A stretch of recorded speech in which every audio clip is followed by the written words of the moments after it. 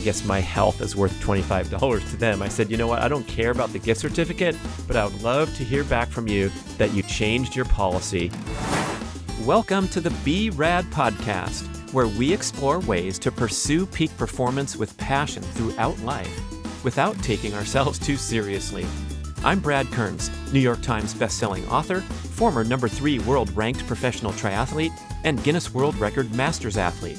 I connect with experts in diet, fitness, and personal growth, and deliver short breather shows where you get simple, actionable tips to improve your life right away. Let's explore beyond the hype, hacks, shortcuts, and sciencey talk to laugh, have fun, and appreciate the journey. It's time to be rad. Welcome to part 2 of my series of breather shows about how I optimize testosterone naturally. I started out part 1 talking about sleep, which is a great nominee to put at the very top of the pyramid, and all other healthy lifestyle practices flow downstream from getting your sleep handled.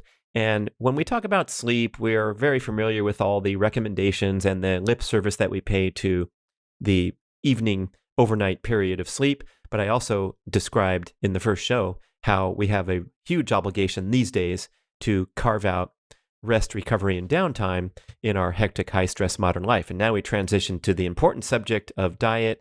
Of course, there's tons of extensive content on this, but I want this to be a nice, quick reminder, refresher, that if you want to optimize your hormone status, you need to clean up your diet.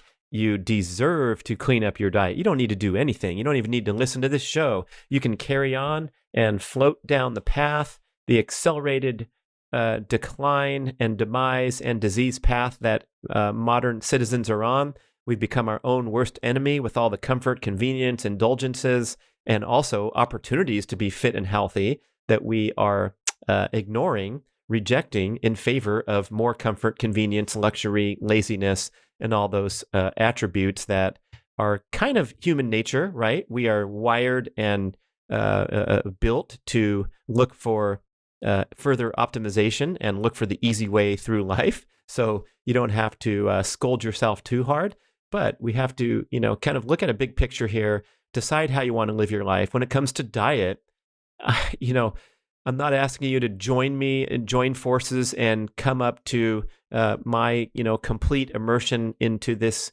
diet, exercise, fitness, healthy living scene. I know we have busy lives and other priorities, but I'd ask you to consider a sincere commitment to ditching processed foods, because we have now known and shown with great certainty that this is the number one enemy that drives the increased patterns of disease that we're seeing in modern life, to our extreme horror, surprise, shock, and disappointment. Dr. Doug McGuff cites that statistic that the United States Treasury will become bankrupt by the year 2060 if the rates of type 2 diabetes grow at their current rate, due to the extreme cost of taking care and our ability to take care of type 2 diabetics for years and decades. And it's just so prevalent.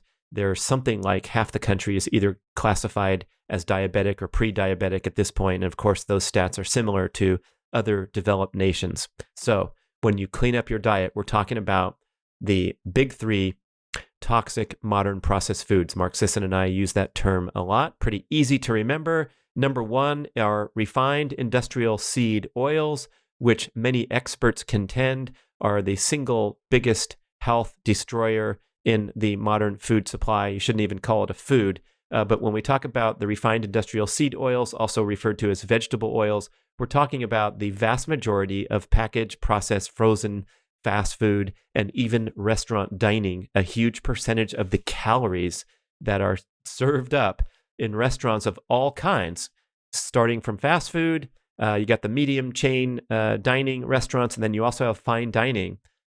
There's a research cited by Dr. Kate Shanahan that 40% of all restaurant calories come from the seed oils, because they are calorically dense and they are used routinely in the kitchen to make the sauces and the condiments and the dressings, and also to cook your wonderful food in. So be very careful when dining out to request that they cook your meal in something other than their vegetable oils. I made this polite request at the very popular national global chain P.F. Chang's, and the waiter said, I don't know about that. I said, well, how about you ask? I'm sure there's a stick of butter somewhere in this restaurant.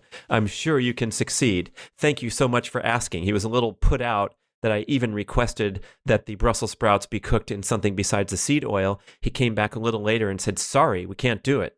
And I'm like, wow. I was so taken aback that I took the time to write corporate and relay my exchange at the restaurant. They did not reply. Gosh, I'm losing another potential sponsor here. Sorry, P.F. Chang's. I do have loved your food for a long time, and I know you have somewhat of a commitment to a healthy menu. That's sort of your niche, isn't it? However, you got to get rid of the seed oils in your kitchen, and especially if someone asks point blank, can you please cook my meal in butter or something else? You can't come back with a no. That's just simply unacceptable. So they didn't answer. So then I get really lit up if people don't even give me the courtesy of an answer. When I take the time to write a thoughtful, I didn't write like, my meal sucked, and so do you guys. You don't need to answer that. But I wrote a very thoughtful account. I finally received a reply when I hassled them a couple more times by email. And I think they offered me a $25 gift certificate. So I guess my health is worth $25 to them. I said, you know what? I don't care about the gift certificate, but I would love to hear back from you that you changed your policy. Unfortunately, it's mainly due to cost concerns that even the medium to expensive chains still cook in this seed oil. Shame on Whole Foods Market for having the seed oils prevalent, routinely included in their hot buffet, as well as in many products that they sell on their shelves. I'm singling out Whole Foods. Of course, all grocery stores are laden with these processed foods, whether they're frozen, packaged, everything. You can find them fresh on the fresh bar. That's a tough one. And it's especially tough for Whole Foods because they proudly create this brand where you feel like they have done the hard work for you. And when you set foot into their hallowed grounds, that you're going to get vastly superior and vastly more expensive offerings in every food category. That's why I'm especially calling them to task. That said, I'm a very big fan of their national chain, and I've routinely gone to a new city. My first stop is Whole Foods to stock up and bring things to my hotel or wherever I'm staying, because I know they have a lot of great healthy offerings and brands that are committed to quality, but they still keep that crap in their stores somehow. And especially the prepared foods that they are completely in charge of. That's when we have to raise a little hell here on the podcast. So if you can get rid of refined industrial seed oils, and of course the other two categories, if you're not going to guess them yet, are refined grains and refined sugars. And so if you take those three, sugars, grains, industrial seed oils, and of course the sweetened beverages that are made with refined sugar, you're talking about a huge swath of the typical grocery store, convenience store. All that food is going to be disqualified when you're trying to ditch the big three. And then what do you bring into the mix? That's going to be a whole nother show about honoring the Carnivore Scores food rankings chart and striving to consume a nutrient-dense diet with easy-to-digest plant foods. That's a nod to the animal-based movement where some of the supposed health superstars of the planet can have adverse reactions in many people due to their high levels of plant toxins. And we're going to talk about that in detail. You can download the Carnivore Scores chart at bradkearns.com. Just look for the email sign-up form. And if you have any trouble, email us. We'll send it to you. But I want you to print that out. Please do it today. Print it out. It's beautiful color PDF. And you put it on your refrigerator. And it's a great reminder. I look at my own chart myself, even though I pretty much memorized it. It's a great reminder to encourage you to emphasize the most nutritious foods of the world, and of course, source responsibly. So there's all kinds of instruction on here about how to choose the best red meat. Of course, grass-fed is a great distinction. Same with eggs. We want to go for certified humane and pasture-raised eggs, and we go all down the list. But if you can start emphasizing nutritious, easy-to-digest foods and clean up the act in your home environment for sure, and then be more aware and alert when you're dining out, when you're shopping, to get those seed oils completely out of the picture. I know it's a huge ask to say, oh, I'm never going to eat anything with processed sugar again, because a lot of celebration is centered upon desserts And of course, you're going to be adding sugar to many recipes. And so a well-prepared fresh dessert, you know what? I'm going to put that in the category of occasional celebrations of life. So if someone's making a homemade cheesecake for you or homemade ice cream, or you go to one of the wonderful handmade ice cream chains like Salt and Straw, which just opened in Sacramento. They originated in Portland, Oregon. There are many great chains up in Seattle too, many great ice cream shops where you can learn that the product is made right there fresh with cream, sugar, and assorted natural flavorings. That's not a huge bummer in the big scheme of killing yourself by eating processed foods, right? We can do pretty well with cream. We can do pretty well with doses of sugar. There's nothing inherently dangerous or disease causing about sugar itself. It's a molecule that you can easily burn for energy, of course.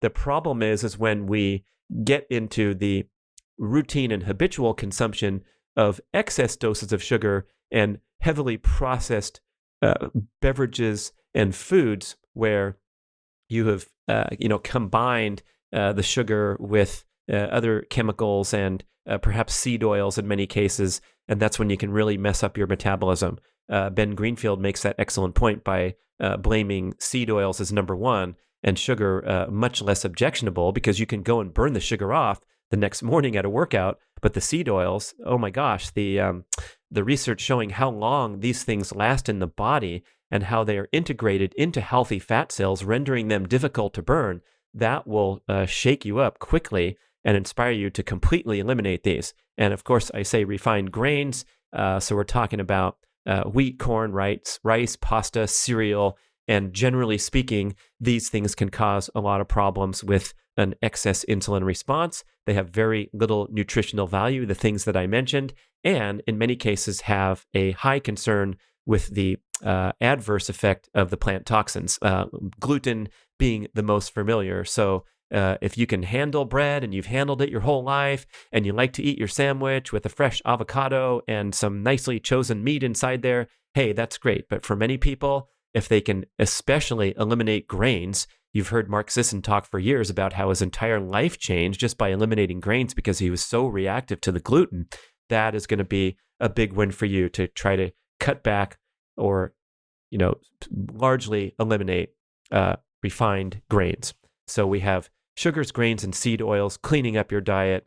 That makes for a nice part 2 breather show on how I optimize testosterone naturally. And of course, we have overlaying health effects there. But in terms of testosterone in particular, when you have a high processed food diet, you become inflamed, a condition called systemic or system-wide chronic inflammation. And when you are in an inflamed state, it is represented often by walking around with a spare tire. That's an accumulation of visceral fat around the midsection, around the organs. And this is a special kind of fat that has inflammatory properties. It secretes an agent called cytokines, inflammatory cytokines, into the bloodstream. And this has a direct adverse impact on your hormone status. And you cannot escape with going in for hormone replacement therapy, because when you're in an inflamed state, as evidenced by your spare tire, and for example, you dose up with extra testosterone to try to get your butt in shape and look better, you have the high probability of aromatizing the extra testosterone into estrogen. Aromatization is the conversion of testosterone into estrogen because you're in a metabolically unhealthy state. So cleaning up your diet is the first gateway to then exploring how you can optimize male hormone status, either naturally or with hormone replacement. But first, go through your cupboard, go through your refrigerator.